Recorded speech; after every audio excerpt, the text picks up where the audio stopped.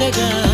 వద్దు అనుకున్నా వదలను నెరజాణ నేనే నీ జంటని రాసి ఉందిగా